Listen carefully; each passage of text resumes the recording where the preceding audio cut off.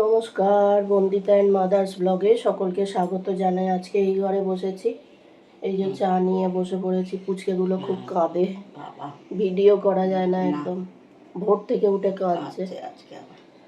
চলো, আর এত গরম পড়েছে না, ওরা বলতে পারে না তো যে আমার গরম হচ্ছে, ওই জন্যে সব সময় কাঁদে। চলো এ করো, এগুলো বলতে পারে না তো, ওরা ওই জন্য কেঁদে কেঁদেই বোঝায়। এত গরম হচ্ছে, সত্যি পাচ্ছি না, ওরা তো কচি বাচ্চা।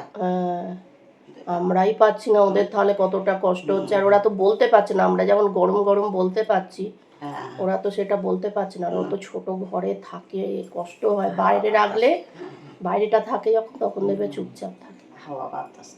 চলো চা খেয়ে নিই, আবার রান্না বান্না আছে।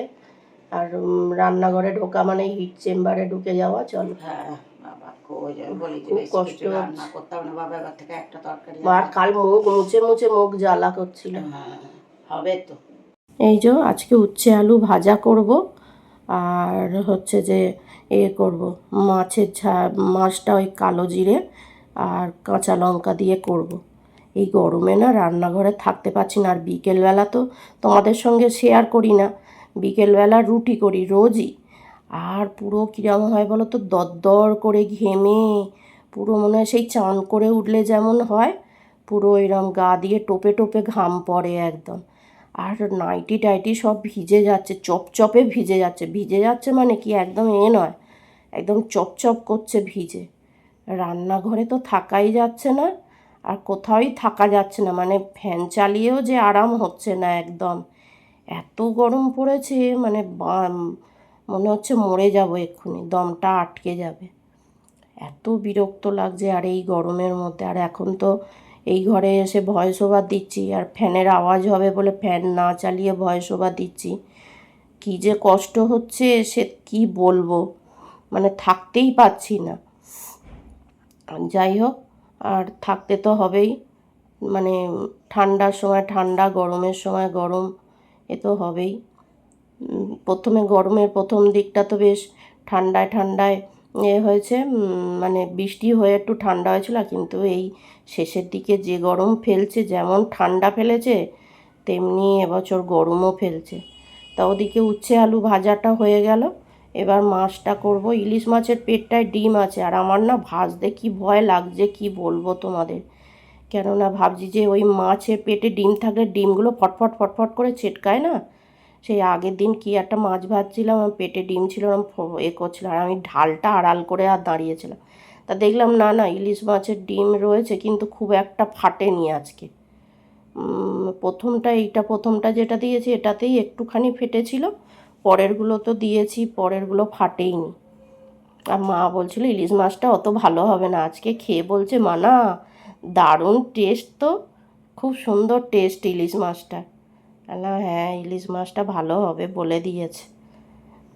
তা যাই হোক, আর তোমরা সবাই গরমে কেমন আছো কমেন্ট করে জানিও সব।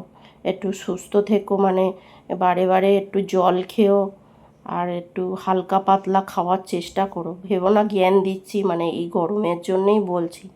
তা যাই হোক, যারা এই অবধি ভিডিওটা দেখেছো তারা প্লিজ একটা লাইক করো, কমেন্ট করো। তোমার একটা লাইক বা কমেন্ট আমাকে এগিয়ে নিয়ে যেতে সাহায্য করবে, বা ভিডিও করারও একটা মানে মানে ভিডিও করার জন্য উৎসাহিত হব।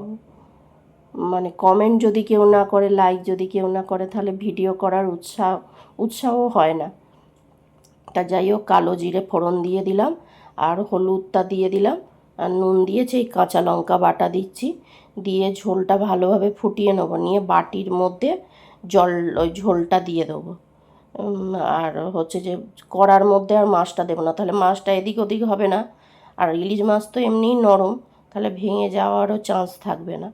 আর এদিকে দেখো ওই ঝোলটা ফোটার জন্য বসিয়ে দিয়ে আমি ভাবলাম যে আর পরে কোনো কাজ করতে ইচ্ছে হবে না। তা যাই হোক, বাসনগুলো মেজে নিই। তারপরে এদিকে আবার দেখলাম বাসন মাজতে হয়ে গেছে, ঝোলটা ফুটে গেছে। তারপরে এদিকে ঢালতে গিয়ে একটু পড়েছে, সেইটা আবার এটা গরম মেজে নিচ্ছি। তা যাই হোক, আজকে আর অন্য কিছু কাজ করব না, আজকে একটু ওই করার ইচ্ছে আছে আর কি, বাথরুম পায়খানাটা পরিষ্কার করার ইচ্ছে আছে, মানে ওয়াশরুমটা করে পরিষ্কার করতে হবে। পরিষ্কার না করলে তো হবে না বলো। ও যতই গরম পড়ুক যাই পড়ুক, ঘরের মধ্যে বাথরুম পায়খানা যখন মানে ওয়াশরুমটা যখন ঘরের ভেতরেই, তাহলে তো সেটা পরিষ্কার রাখতেই হবে যতই গরম পড়ুক। ওটা তো আর শুনবে না। আর না পরিষ্কার রাখলেও নিজেদেরও ভালো লাগে না, ঘরের ভেতর সব কিছু। আগেকার দিনে বাইরে ছিল অতটা সমস্যা হতো না। এখন মানুষ যত হচ্ছে তত মানুষ পরিষ্কার থাকার চেষ্টা করে, সব মানুষেরই। এই যে এই লোক দেখানে বা আমরা ভিডিও করি বলে সবাই জানতে পারে বলি বলে, না হলে তো বলো যারা ভিডিও করে না তারাও তো এরম পরিষ্কার রাখে। তারা ভিডিও করে না বলে তাই জানা যায় না তাদেরটা।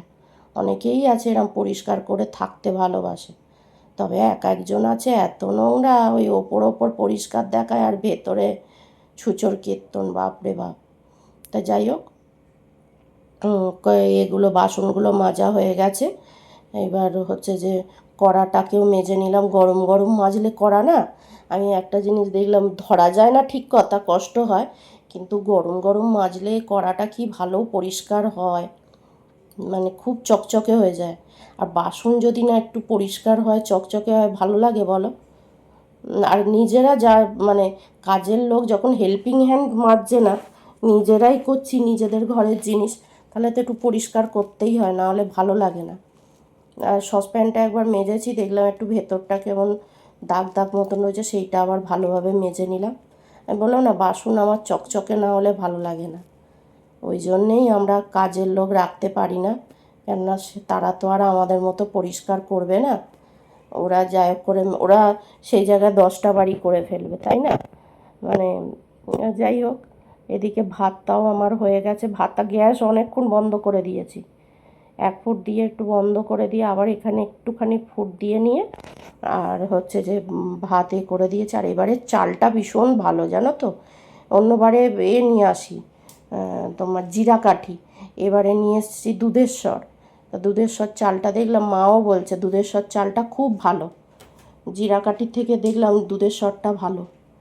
জিরাকাঠি না পরে না বেলার দিকে কিরকম শক্ত শক্ত মতন হয়ে যায়, যতই করো। আর ফ্রিজে রাখলে না ভাতটা কেমন চাল চাল মতন হয়ে যেত। আর এই ভাতটা যদি তুমি ফ্রিজে রেখে দাও তাহলে চাল চাল হয় না একদম। আর শুধু ফ্রিজে নয়, এমনি বাইরে রেখে দিলেও, এবার ধরো ওই ওপরে যে কটা ভাত লেগে টেগে থাকে ওই ভাতগুলো একে মানে কিরম কাট কাট মতন, প্লাস্টিকের মতো। এই যে মা পুজো দেওয়া হয়ে গেছে, পুজো টুজো দিয়ে নিয়েছে। ওদিকে মা রেডিও হয়ে গেছে অফিস বেরোবে বলে। ওই ঘরে ফ্যান চালিয়ে কি করছো? রেডি হচ্ছে, বেরোবো। রেডি হয়ে গেছে। দুপুরের আয়োজন হচ্ছে ভাত, আর এটা হচ্ছে উচ্ছে আলু ভাজা, আর ইলিশ মাছের ঝোল, কালো জিরে ফোড়ন দিয়ে কাঁচা লঙ্কা দিয়ে এরকম পাতলা করে ঝোল করেছি এই গরমে। আর এটা হচ্ছে যে কালকের চাল কুমড়োর তরকারি রয়েছে, প্লাস আমড়া পোস্তটাও রয়েছে, এই দিয়ে হয়ে যাবে আজকে দুপুরে এই আয়োজন। এই যে সন্ধে এই যে মুড়ি টুড়ি মাখলাম চানাচুর দিয়ে, শসা পেঁয়াজ দিয়ে। আর ওদিকে চা নিয়ে চলে এসেছি। এই যে মা অফিস থেকে এসে, ফ্যানটা চালাতে পারি না, ভিডিও করলে ওঠে বলে, শব্দ হয় বলে, ওই জন্যে। চলো চাটা খেয়ে নিই। এই যে কালকে রান্না হবে তাই মা সবজি কেটে রাখছে, এই চিচিঙ্গে কেটে রাখছে। বেশি কিছু রান্না করবো না, মাছের তরকারি, চিচিঙ্গে ভাজা করব, আর উচ্ছে ভাজাটা করব, উচ্ছেটা কাটা আছে, ওই হবে কালকে, ব্যাস, আর কিচ্ছু না। এই যে আমাদের খাওয়া দাওয়া হয়ে গেছে, এবার ডগিগুলোকে খেতে দিলাম, এই 3জনকে খেতে দিলাম। যাই হোক, ভিডিওটা তাহলে এখানেই শেষ করছি। তোমরা সবাই সুস্থ থেকো, ভালো থেকো, সাবধানে থেকো। আর ভিডিওটা যদি ভালো লেগে থাকে তাহলে লাইক করো, কমেন্ট করো, সাবস্ক্রাইব করো। দেখা হচ্ছে নতুন একটি ব্লগে।